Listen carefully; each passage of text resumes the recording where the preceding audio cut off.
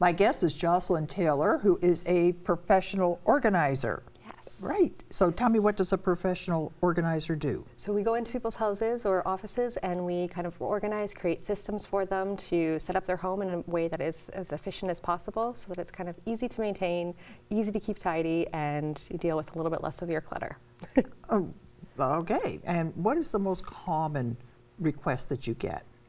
I mean, I think it really depends. So we get a lot of basement requests, a lot of kitchens, we do a lot of full homes, so we'll kind of set up systems throughout the whole house, a lot of entryways, and just, those problem areas that are kind of consistent through all of everyone's homes, and a lot of, decluttering. They just needed a little extra help getting through some of those sentimental items and knowing where to take them and what to do with them and all that kind of stuff. So you facilitate all of that too. What can be sold, what might have some value, what could go to a like Value Village kind of Salvation Army kind of place. Exactly, and we try to focus on like the organizations in Kingston that support local and things stay in the community and that kind of thing, and the funds stay in the community. So we try to focus on those and donating to those as much as possible. That's a good idea. Yeah. Yeah. And I think there's just a sense that something that you like, you've got to part with it, but to know that it's going to someone who will appreciate it. That's just it, right? There's so many things that maybe we don't use anymore, but that doesn't mean it's garbage. It doesn't mean that it's trash. Someone else is going to love it. Someone else is going to be able to use it, and instead of it taking up space in your closet, you may as well move it along so that next person can enjoy it.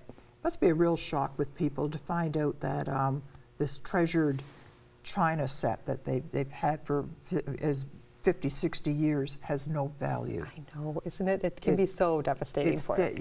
They just go, oh, but it was so expensive when we got it on our registry, or it was, this crystal passed down from generation to generation, and it really holds no value, unfortunately. So if it doesn't go in a dishwasher and a microwave, people just don't want it, right? They don't have time. Don't have time for that. And that's what it comes down to, and that's a tough one. Absolutely. Is spring cleaning still a thing?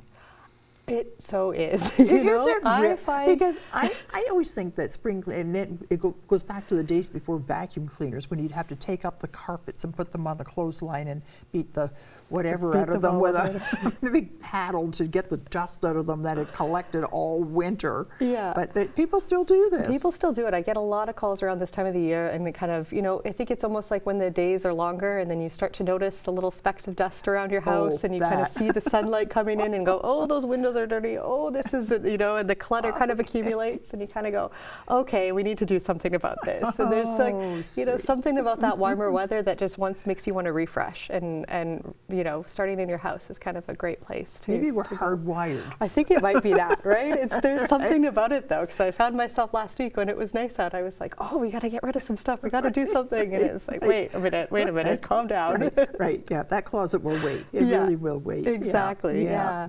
So should you tackle it like, let's get everything of a certain category, or should you do it room by room?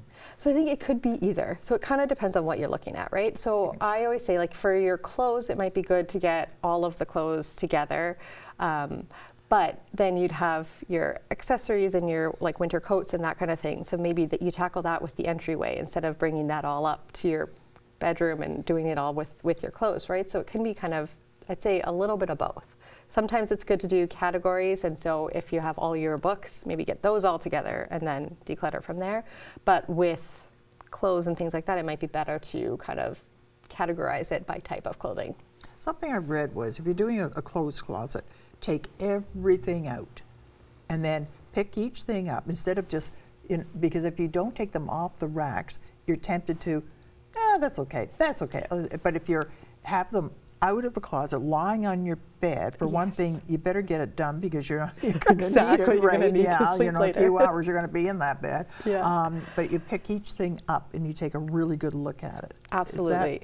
I totally agree with that. I take everything out and then you kind of separate it by category and look at each thing's within the category. But then you also kind of want to look at it with, what am I going to wear this with, right? So sometimes, I say, oh, I don't really like this shirt, but this skirt goes with this shirt, or there's something like that. So then you kind of say, okay, do we need a replacement shirt for that skirt, or do we get rid of both because it's just not something that you want to wear anymore? Yeah, it's really outdated and it's just something not your style, doesn't fit your lifestyle, whatever it happens to be. Like, things change. So and then I hesitate to throw things out because I think I'm going to lose 10 pounds. Of course. Yeah, we all have those photos. That'll fit me again one day, someday. Yeah, and I always like to say, but you probably won't want it anymore by that point, right? So if you do lose that weight, you're probably going to want to go out and buy something new. So that's right, to celebrate the fact that you lost you've done it. Right, so you know, right. sometimes it's not worth holding on to unless it's something really unique and really special. Then you know, maybe that one's worth it. But most things, I think, you often kind of say, no, I actually would rather just get something new. Mine is jewelry. Ooh. Yeah, earrings and I guess because some of them I've had for over 50 years. Yeah. And it's because I think, well, they don't take up any space. It's true, right? So I don't need to get rid of them because they don't take up any space. That's my logic. You know and what? I end I up like with so much of this stuff, most of it I don't wear anymore. Yeah, I think that's, you know, we all kind of have that one weakness, and I always say, like, it's sometimes they just bring you joy, even to just look at. So that might be worth keeping in your closet because you just go, you know what, this makes me happy when I open this drawer and I see these earrings. I feel happy with it. I remember when I bought them. Yes. And that was a really good time. And yeah. So I always say, like, if you have the space, it's not the end of the world to keep a few extra things, right? You got to kind of, you know, sometimes they just bring you joy, and that's okay too. Right. We don't have to get into what they call Swedish death cleaning. That, you know, it's pretending you're going to drop dead tomorrow, so you give away all the things. Give away everything, and then sit back and say, oh, now what? Yeah, exactly. And then you wait till the day. You can kind of, you know, there's a balance between the two. Somewhere, yeah.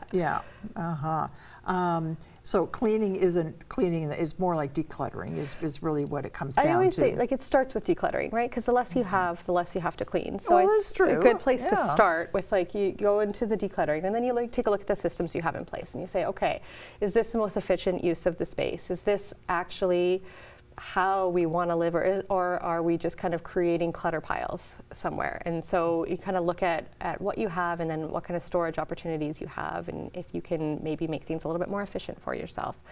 And then at that point, then you can kind of do that deep clean, get it all functional and pretty and refreshed, and then maybe add in some monthly tasks to kind of keep yourself on track instead of it.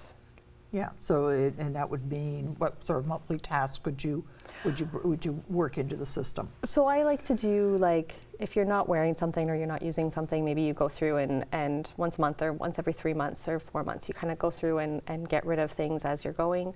It might mean just doing a weekly reset where you put everything back where it belongs, you know, because obviously we live our lives and it's okay for things to get out of place and it's going to happen.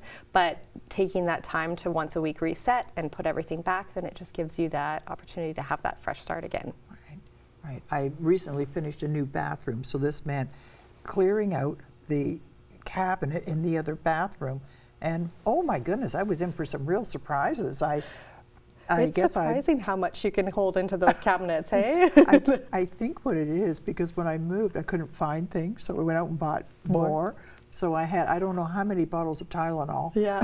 Because I just kept going buying more because I couldn't find the ones. That's just it, right? And then toothbrushes that I just kept picking them up, and all kinds of stuff. And it's like, oh my, I don't have to buy these for the rest of my life. Yeah, well, that's good. Now that you know where they are. Now I know where they are, too. Fine, and you can just keep them and use them as you go. It was really revealing. Yeah, yeah. Right? I think that's the best way to put it, isn't it? Right. It's like, I always wondered where that was. But you know what? I still can't find my passport. Oh, I had to go and get it replaced and I still haven't found it. I kept thinking it's going to show up. It's going to turn up. It's going to turn. Hasn't so far. Oh wow. It's just, you know, of all the things to lose.